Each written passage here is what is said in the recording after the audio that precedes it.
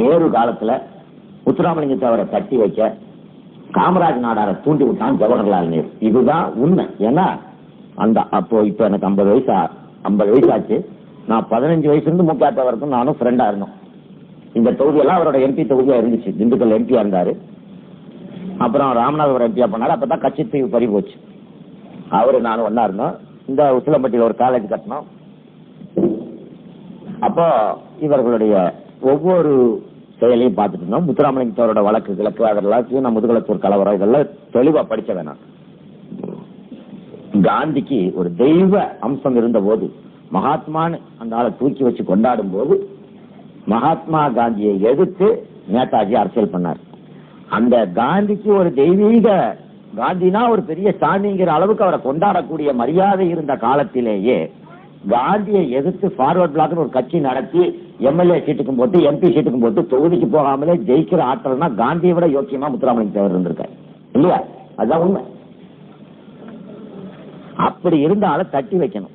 என்ன எதிர்கட்சியே இல்லாம போறானுங்க. முஸ்லீம் லீக் இருந்துச்சு, அவனை பிரிச்சு பாகிஸ்தான் கொடுத்து துரத்தி விட்டானுங்க.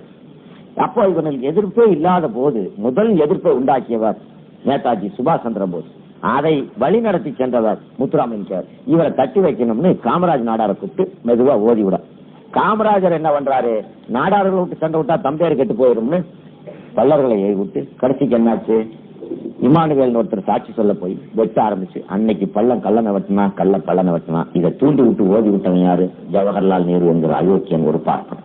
இன்னைக்கு அந்த இருவேறு சமூகமும் சேர முடியாத ஆழத்துக்கு போய்விட்டு அதுக்கப்புறம் பார்த்தா முஸ்லீம்களை கொஞ்சம் தட்டி வைக்கணும்னு மெஜாரிட்டி 10 கோடி பேர் அன்னைக்கு இருந்ததுல 3 கோடி பேர் தான் பாகிஸ்தானுக்கு போறான். 7 கோடி முஸ்லீம் இந்த அரசியல் சாசன சட்ட குப்பைகளை நம்பி இந்த அயோக்கியர்களை நம்பி நின்ன முஸ்லீம்களாவது இந்த முஸ்லீம்களுக்கு ஏதாவது நல்லது செய்தார்களா?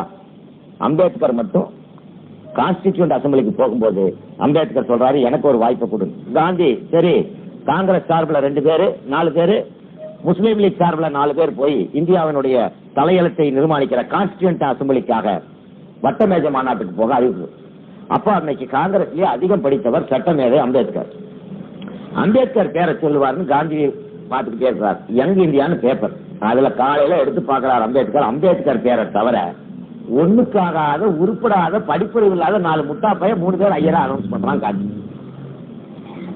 அப்ப அதுல வாய்ப்பு இல்லாம போச்சுன்னா 20 கோடி பேர் வாழுகிற அன்றைய காலகட்டத்திலே 9 கோடி பேர் வாழ்கிற ஆதி திராவிட அமைப்புகளுக்கு ஒரு பிரதிநிதித்துவம் இல்லாமல் போய்விடும் என்று கருதிய அம்பேத்கர் அவர்கள் மலபார் ஹில்லில் குடியிருந்த முகமது அலி ஜின்னா முஸ்லீம் லீக் தலைவர் பின்னால் பாகிஸ்தானின் அதிபரை போய் சந்திக்கிறார். அப்போ அந்த ஜின்னா என்ன சொல்லிடுறாரு, அம்பேத்கர் நீ கவலைப்படாதீங்க, 4 பேரை கூட்டிட்டு வர சொல்லி வெள்ளக்காரன் எனக்கு சொல்லி இருக்கிறான்.